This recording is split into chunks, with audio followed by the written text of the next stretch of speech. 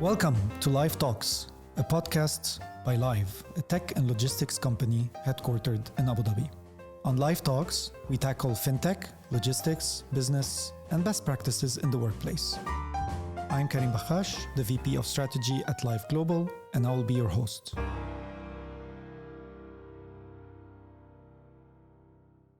Welcome to a new episode of Lyve Talks. Today, our topic is going to be Q-commerce. My guest today is Leo Dovbenko. Hopefully I said this correctly. Leo, if you want to present yourself first before we start. Yeah, my name is Leo. I am 39 years old, founder and CEO of Yallahub, Yallamarket. This is my main business in Dubai. Came here 5 years back. And before that, I was building several companies in hospitality industry field. It's more was about IT. So I was building different IT systems for restaurants here and in many other countries. Awesome. Very good. Well, welcome to the show.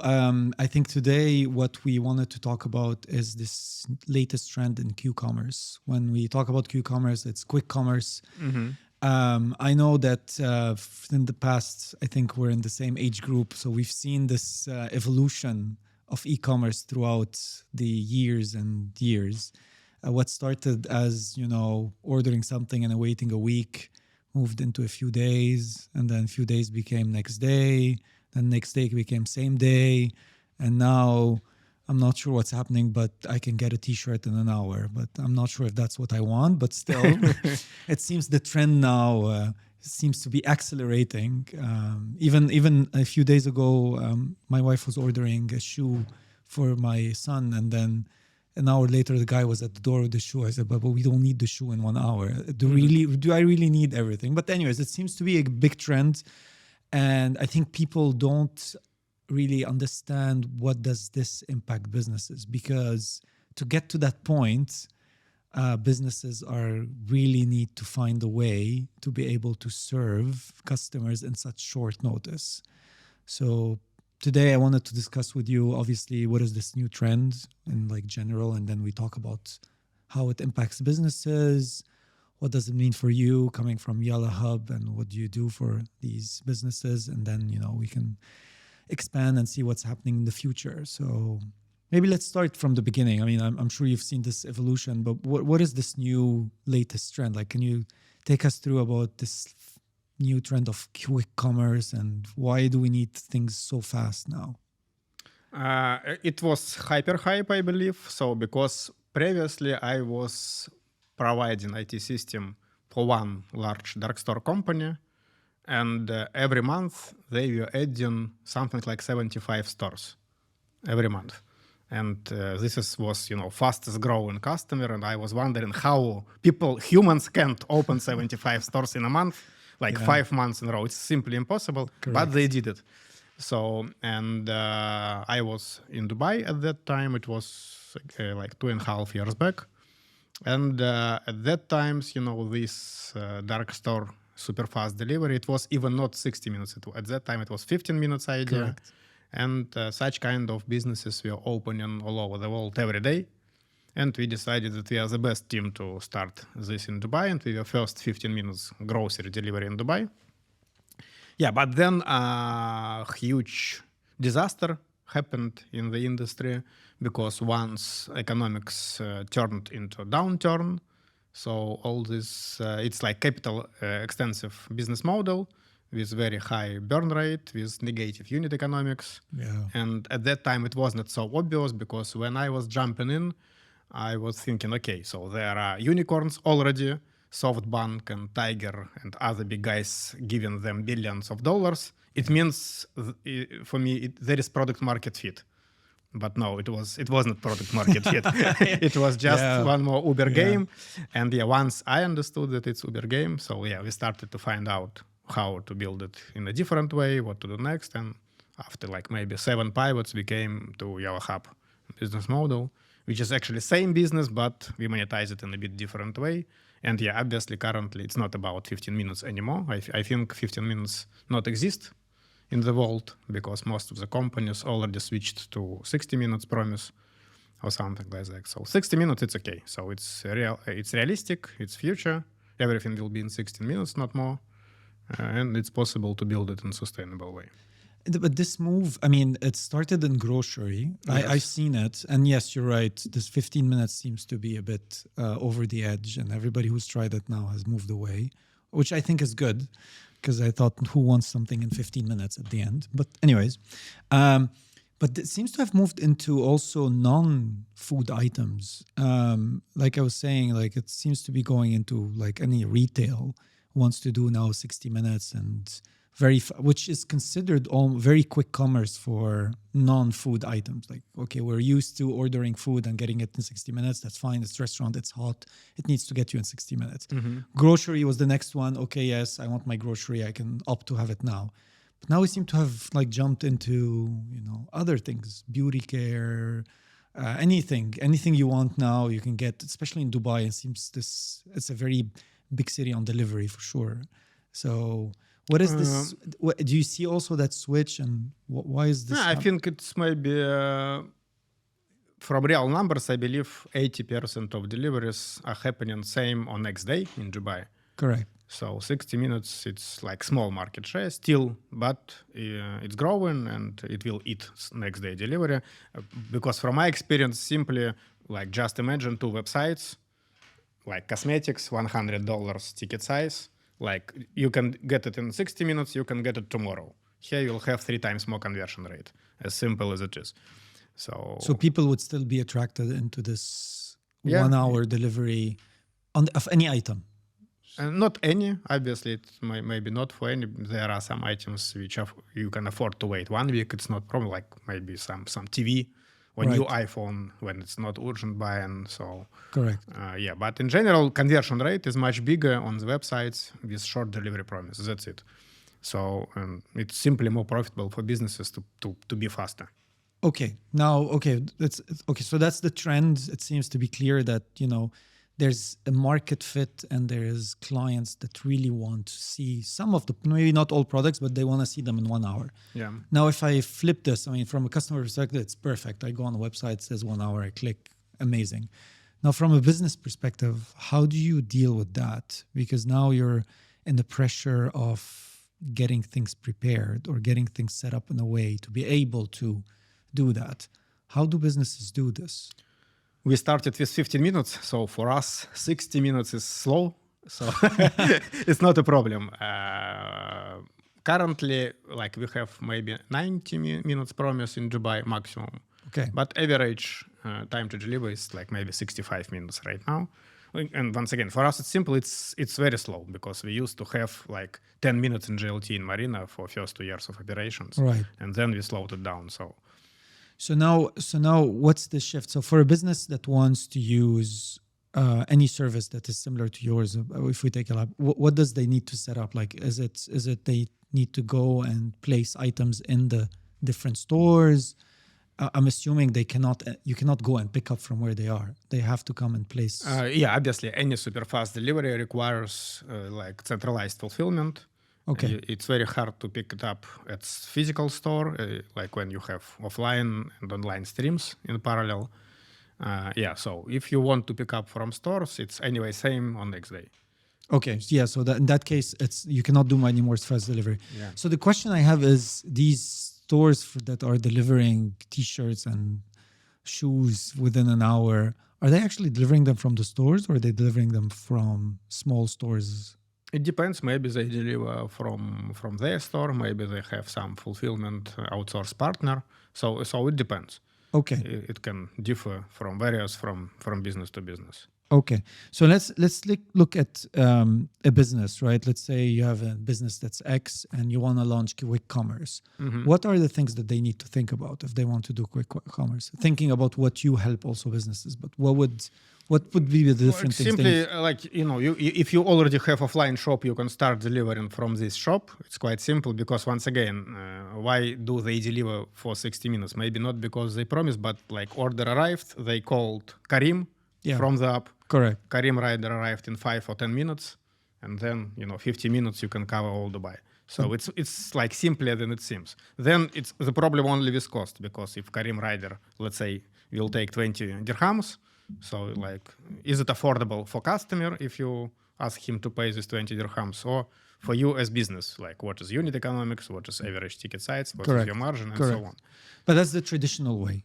Yes. Now, let's say somebody doesn't have a shop in the area where you need to deliver, because not everybody has shops everywhere. So if I have a shop that's somewhere and I want to deliver another area, then I need to take a service that is some store. Yeah, so this is huge industry right now. Many businesses don't have any physical presence. They live only on online e-commerce. Only I have heard or read somewhere Amazon in Dubai right now registering 600 new sellers per week. Per week. Only in Dubai. So just imagine how big this industry is. So it's like 4 times bigger than hospitality industry because I know restaurant field very well. So this e-commerce field of small businesses who are selling something in online, it's 4 times bigger than all restaurants. Just imagine. And obviously most of them not so big companies because it's all creating unique product market fit, finding the right sourcing. It's okay, but at the same time, it's very simple business to start with. You can start it with very small investments and then grow organically using your own profit. That's why this idea is very popular right now among entrepreneurs in general. But then how is it small investment? Because at the end you need to hold stock, right? Is it you don't hold stock and then you just... Yeah, like I was investing in one cosmetic brand as angel. So the budget to start the total business was like $50,000. It's everything: creating brand, logo, first purchase, like total cost together with marketing and so on. So $50,000. If you will try to open small shop in Dubai, or if you will try to open, let's say, coffee shop in Dubai, it will take more than $50,000. Of course. Yeah, of course. So that's why. And $50K, I can say it's luxury way of launching. It's possible to do it like in 5 and 10K. Because you don't really need a website. I mean, you just need a brand. You go to Shopify, take website for $30, then you come to your company, take riders, like paying per ride. Then you go to Chinese or to Alibaba, order something from them. And that's it. Actually, that's it, yeah. Okay. And how do you then help, like as Yallahub, how do you help these businesses in terms of kind of getting into the Q-commerce? Like actually, so we are right now not as in Q-commerce as it was before, because while we were doing our grocery delivery business, maybe 500 companies reached us. Guys, can you help us? Can you put us on shelves? Help to import, help to certificate, blah, blah, blah. So, and we have several scenarios right now. So we have classic offline Emirates companies who want to go to online, and we do for them full job acting as digital distributor. Right. We are telling them, okay, guys, give us pallet of items. We will give us like 30% discount from retail price. We will find the way to sell it across many online channels. And in 90 days, we will return you either money, either goods, if you understand that we can't sell it. Right. So this is like the first scenario. Second scenario, if there is, for example, a London brand and they want to come to GCC. So in this case, we help them with international logistics, with certification. So then we receive goods here and we list them across many sales channels. Noon, Amazon, Talabat, Zamata, InstaShop, blah, blah, blah, whatever. And we store items on our stock, deliver them, do all financial things like receive money, send them out their margin. So in this case, they can enter a new market, all GCC countries without actually leaving home, and with very, very low price. They don't need to send team here to do research and so on. So that's how we do help them. Okay, and so for a brand that wants to launch here in the UAE, you then provide an end-to-end solution, telling them, "You just don't worry, we're here. We'll do everything for you. All you need to give us is your items and a price." Because I mean, you agree on a price that is probably either discounted or additional to all the costs to get it from there.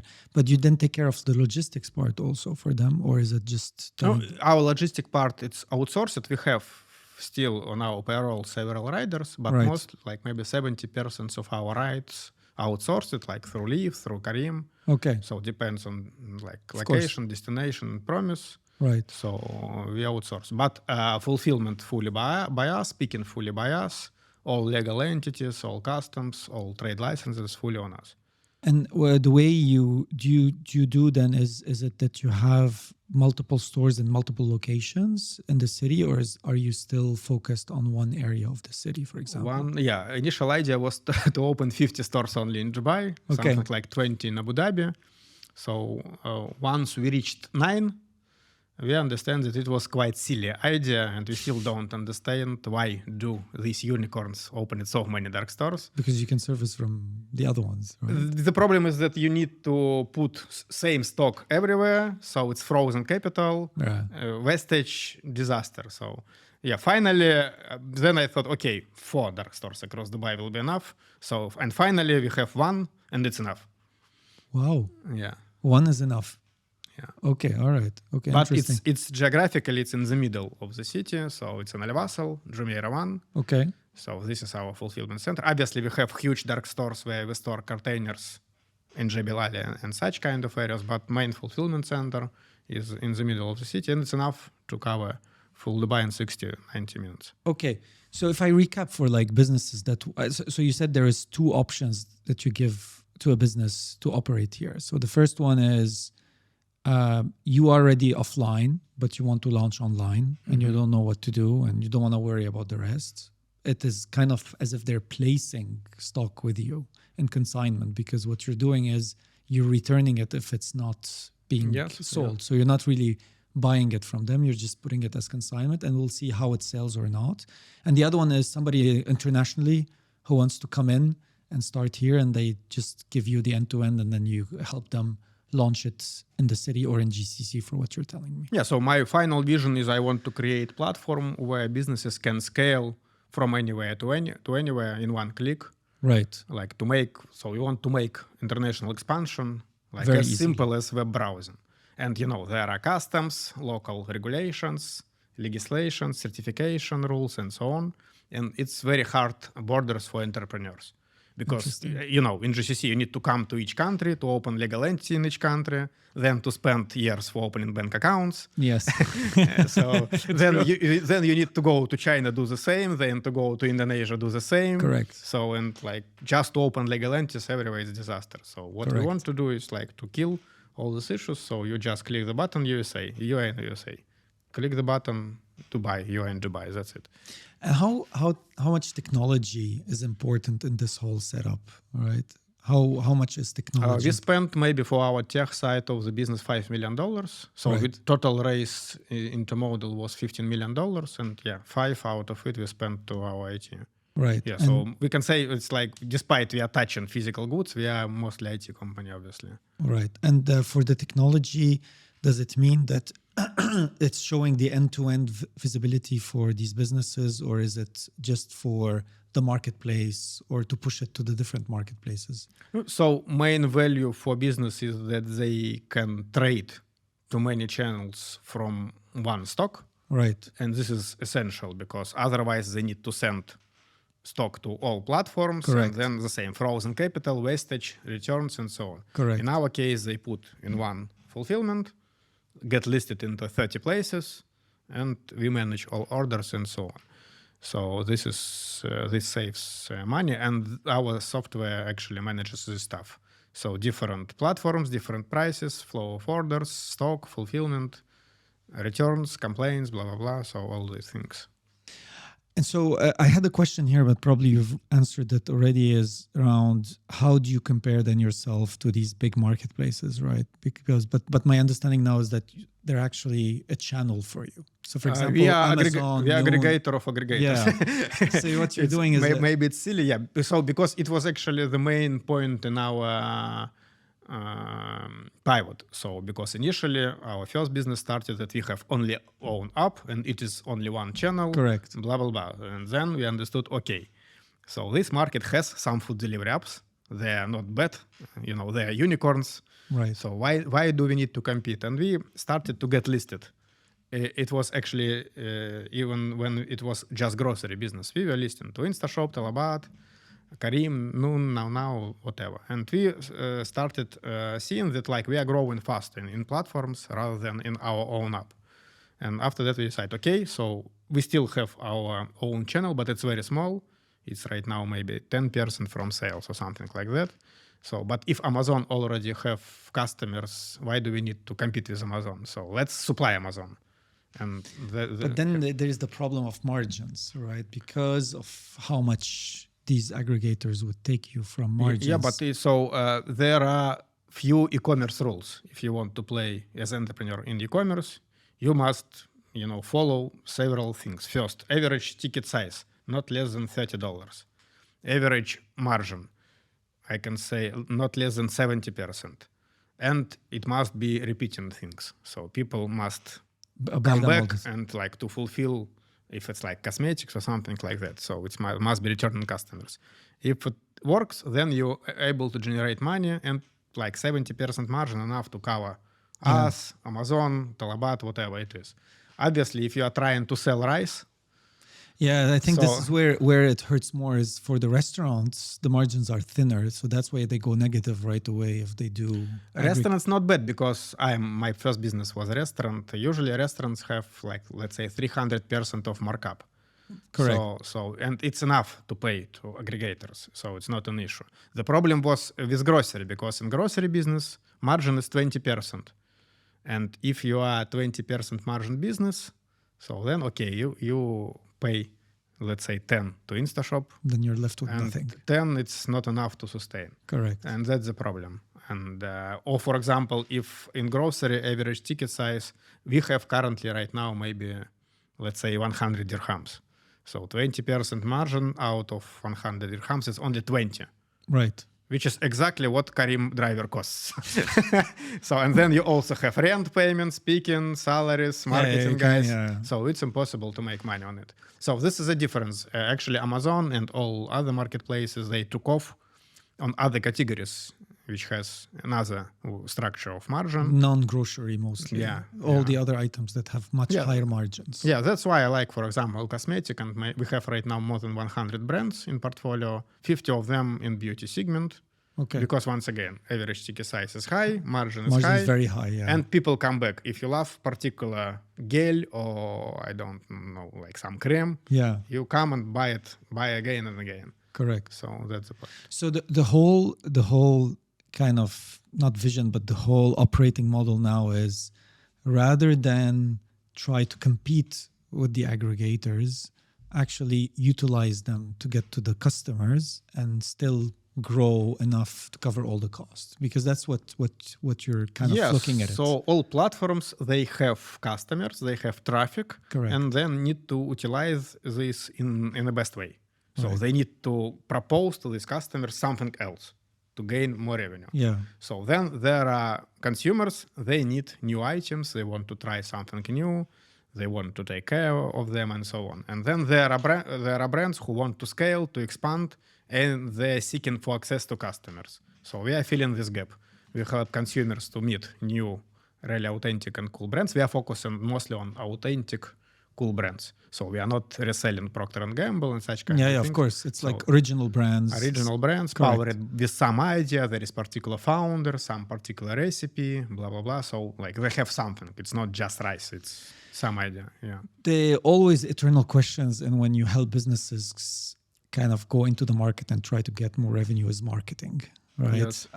Is this something also that you think is part of the package to make sure that they succeed? Or you, like you said, you say, well, these guys already have the clients. But again, even if you're in Amazon, you need to compete with so many things within Amazon. So we have a marketing team out of 20 people. Usually for beginning, like we'd like to see how brand able to generate sales by himself, because he is entrepreneur. It's his role to find product market fit. When it's here, we can scale. So that's how we do usually work. So if brand shows promising results, like all 20 people comes and start scaling this brand. But first step usually is on business. So it's on the business to first. So we go back to it's always, I'm talking about this because, at Lyve, we also help businesses kind of go online and try to do the direct channel, not using the marketplaces. And one of the key things in there is always talking with businesses about marketing, because technology is easy. I can get you online in 10 minutes. Yeah, yeah. But if you don't spend enough time here and enough effort, nothing's going to come here. Obviously, margin is beautiful from the direct because you don't have to pay the marketplaces or the aggregators. But here is where it's becoming different. Marketing. It always comes back to market. That's why I'm asking about how marketing is always a key differentiator almost. Yeah, surprisingly, most of our brands, they don't like marketplaces, by the way. They prefer to sell directly through their own website using their own or our marketing team. And actually, it flies here in Dubai. For example, in some countries, it's almost impossible currently because marketplaces took all consumers. Correct. You can't sell without marketplace. Correct. It's impossible. But here it still works, and I think in the next 5 years it will be still a workable model. So, but see, in our case, we act as distributor, so we are interested to generate sales. If we can generate sales, we simply don't work with the brand. So that's why, like we can say we are responsible for sales in case we submitted distribution contracts. And if we are responsible, we are trying to do our best to achieve it. Right. So that's how it works. So your model is like almost a risk sharing model almost. It's like both. So we have just service agreement for some brands, for example, like huge brands. They already have their own thing. They don't just want need service. Yeah, they need service. Okay, then we serve. In case like guys, let's do business together, then yes, we have risk sharing agreement, we have distribution model, we have some responsibility and so on. Interesting. Okay. Probably like I can see the two models play out for businesses. Some of them, like you say, are okay. I mean, they can do their own thing. They have their own marketing, or their brand is strong enough, but they need reach. Yes. That's all they need. But some other brands, they just don't know what to do really, or they're not in this market. They have no idea. Then you go into kind of the full risk sharing model. Let's go for it. Yeah. Or for example, they have huge success on their parent market, home market. And then, for example, they need to come from India to Dubai and start selling not to Indians, but to Arabs. So, and then in general, they understand full structure, but some translations, how to rewrite all sentences, all marketing promises, re-record videos like with Burj Khalifa views and so on. So this where we can help also. I'm curious to know just kind of what works and not works in this world of commerce. Like you talked about beauty products, seems to be something that works very well. But is there kind of like a place you say, oh, these type of products seems to work the best, and these type of products, no, not so much? Actually, I believe nobody knows because we saw many models like Trazio. It's like brand aggregators in USA who became unicorns and then got bankrupted. And it was the whole industry, maybe 50 companies in the world. It was like as cool as 15 minutes delivery. So 15 unicorns in just 2 years.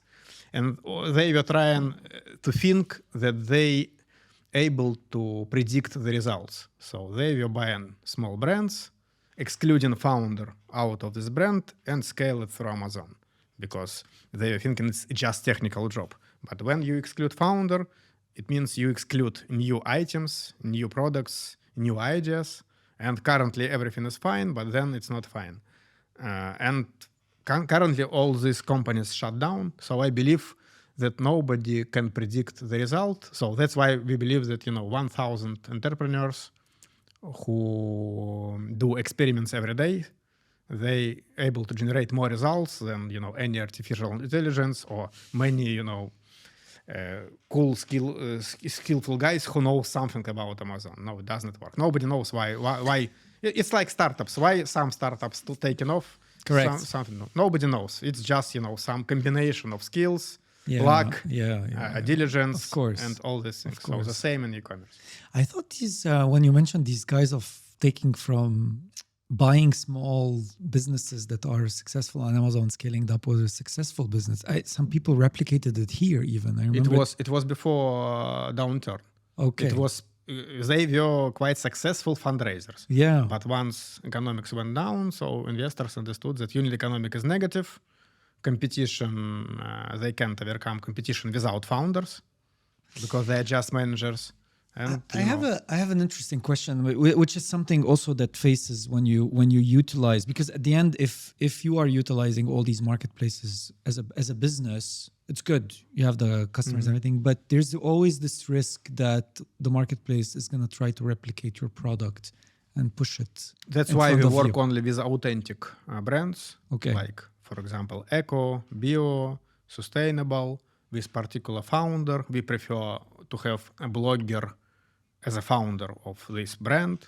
So it means like it's some idea. You can't replicate human. You can't replicate person. You can replicate cream or oil or something, but you can't replicate this idea. Okay, so there are specific criteria for you to be able to kind of also onboard in this risk sharing model. It has to have certain asset value, like equity to it, not just a generic product. Yeah, so because in Amazon there are entrepreneurs who plays in flipping game. I will buy something cheap in China and try to sell it 10 times more expensive here. Correct. We don't play this game because it's not sustainable business. It's not business. It's just flipping.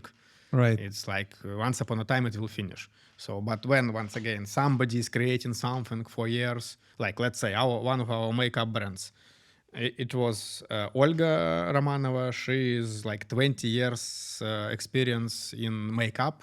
She was makeup artist for all top stars of the industry. Okay. And she faced an issue that some makeup tools are bad. And finally she did them by her own. And it's like 10 years or 8 or 10 years old brand.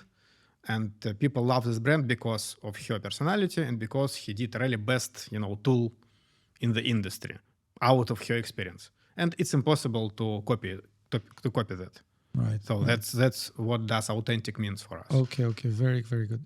Okay, maybe if we kind of like recap a bit, what do you say it's important then for a business if they want to start going into the online commerce and succeed then? Because what you're trying to offer is a different way than the traditional, let's just open a shop and do it. I think it's fully same as traditional business, just like previously you had offline shop as sales channel, right now you have website as sales channel. All other rules are same. You need to understand customers, their pain, why you are able to create this solution, why this solution is best, what is your experience, what is your passion, are you really ready to make this for the next 10 years of your life, and so on.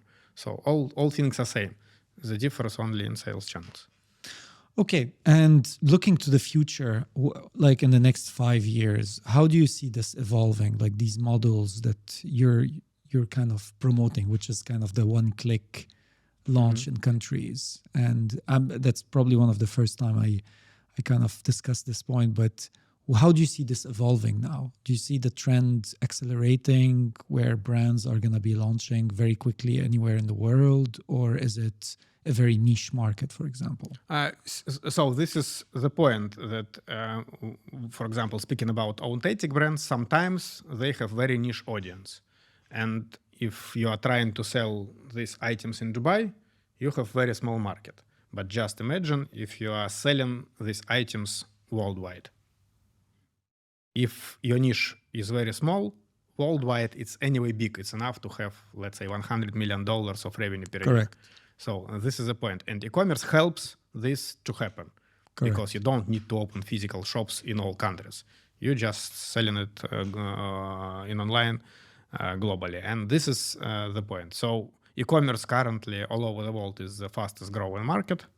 And all forecasts telling us that it will be doubling and tripling next 5 years. And so we see also the trigger that for small companies or medium companies, for their founders, very important trigger is to have, diversified income. I want to earn dirhams in Dubai, reals in Saudi, dollars in USA, and pounds in London. Why? Because currently we have 3 wars around us, only here. And everything is unstable, people losing capitals, nobody understands when next lockdown will happen. And because of that, you are trying to be as global as you can, to have different incomes. So as simple as it is.